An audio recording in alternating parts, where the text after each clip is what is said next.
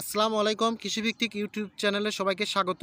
আজকে আমরা মিষ্টি কুমড়া নিয়ে কথা বলবো। তো আধুনিক পদ্ধতিতে কিভাবে আপনারা মিষ্টি চাষ করতে পারেন, মিষ্টি কুমড়া চাষ করতে পারেন, সেটা নিয়ে কথা বলবো। আপনারা দেখতে পাচ্ছেন আমার গাছে কিন্তু পর্যাপ্ত পরিমাণে মিষ্টি কুমড়া ধরছে। এর আগে আমি দেখিয়েছি কিভাবে ছোট গাছে আপনারা আধুনিক পদ্ধতিতে মিষ্টি কুমড়া চাষ করতে পারেন, কিন্তু আমার গাছে কিন্তু অলরেডি মিষ্টি কুমড়া চলে আসছে। তো সম্মানিত ভিউয়ার্সরা, আপনারা যারা কৃষক কিষানি আছেন তারা কিন্তু অবশ্যই মিষ্টি কুমড়া চাষ করতে পারেন।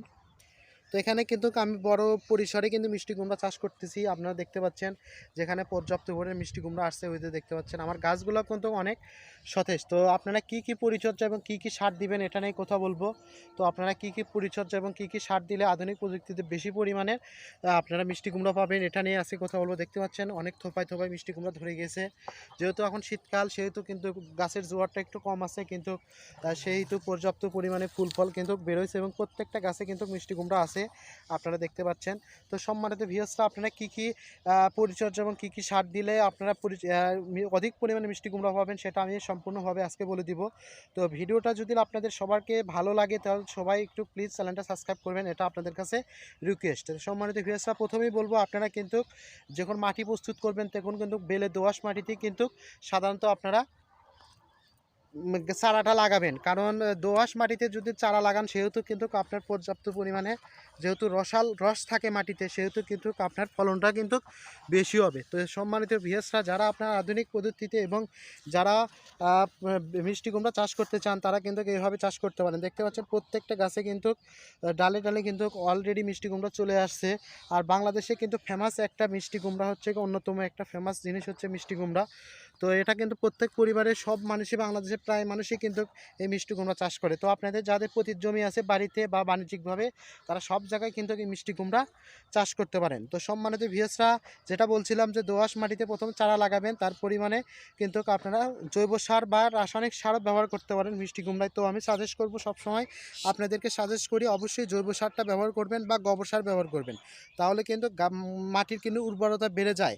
গোবর সার বা জৈব সার এটা কিন্তু মাটির উর্বরতা বেড়ে যায় এবং অধিক পরিমাণে ফলন কিন্তু দ্বিগুণ বেড়ে যায়। তো সম্মানিত ভিউয়ার্সরা, আপনারা যদি জৈব সার এবং অন্যান্য দোআঁশ মাটিতে চাষ করেন তাহলে কিন্তু আমার মতো করে অনেক সুন্দর একটা ফসল আপনারা ঘরে তুলতে পারবেন। তারপরে যখন গাছের বয়স 10 থেকে 12 দিন হয়ে যাবে, তারপরে কিন্তু একটু করে সামান্য রাসায়নিক সার আপনারা ব্যবহার করবেন। দেখবেন যে 10 থেকে 15-20 দিনের মধ্যে কিন্তু আপনার গাছটা বড় হয়ে যাবে। এই বাগানটা কিন্তু বয়স বেশি হয়নি, অলরেডি কিন্তু 45 থেকে 50 দিন বয়স হয়ে গেছে। তার মধ্যে থেকে কিন্তু হারভেস্ট করা শুরু করে দিয়েছি, কারণ একই বাগান থেকে আমি অলরেডি 10 থেকে 20টা মিষ্টি কুমড়া অলরেডি তুলছি এবং বাজারজাত করেছি। আপনারাও চাইলে এই অল্প সময়ের মধ্যে অধিক পরিমাণে ফসল আপনারা ঘরে তুলতে পারেন। তো সম্মানিত ভিউয়ার্সরা, দেখতে পাচ্ছেন পর্যাপ্ত পরিমাণে আমার গাছে কিন্তু মিষ্টি কুমড়া আসছে। এখানেও মিষ্টি কুমড়া আমি আপনাদেরকে দেখিয়ে দেবো। দেখছেন কত সুন্দর ফ্রেশ মিষ্টি কুমড়া। তো আপনারা এইভাবে নিয়মিত যদি পরিচর্যা করেন তাহলে কিন্তু ভালো একটা ফল পাবেন। তারপরে যদি দেখবেন যে আপনার গাছে পর্যাপ্ত পরিমাণে যদি ধরে থাকে, আগাছা বা কোনো কিছু থাকে, তাহলে গোড়া থেকে কিন্তু আগাছাগুলো দূর করে দিবেন। আমি কিন্তু গোড়াতে দেখতে পাচ্ছেন পর্যাপ্ত পরিমাণে কিন্তু আমি আগাছাগুলো সবসময় পরিচর্যা করি। আর আপনারা যদি পরিচর্যা যদি ঠিকমতো করেন তাহলে কিন্তু পর্যাপ্ত পরিমাণে ফসল আপনারা ঘরে তুলতে পারেন।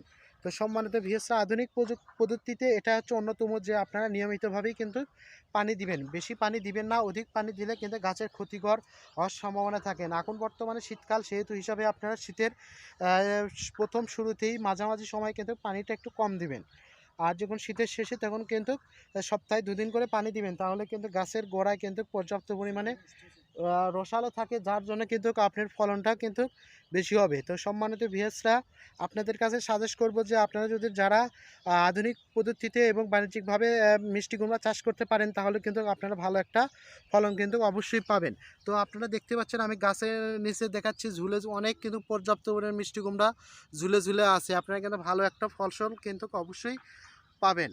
আর আপনারা যদি দেখেন যে আপনার গাছে রোগাক্রান্ত হয়েছে তাহলে কিন্তু আপনারা অবশ্যই নিয়মিতভাবে কীটনাশক ব্যবহার করবেন, কারণ কীটনাশক ছাড়া এখন বর্তমানে কোনো কিছু চাষাবাদ করা যায় না। আর মিষ্টি কুমড়া যদি ফলনটা যদি কম হয় সেহেতু আপনারা ভিটামিন স্প্রে করে দিবেন, তাহলে কিন্তু আপনার গাছে পর্যাপ্ত পরিমাণে ফুল ফল চলে আসবে, যাতে করে আপনারা কিন্তু অনেক বেশি পরিমাণে লাভবান হবেন।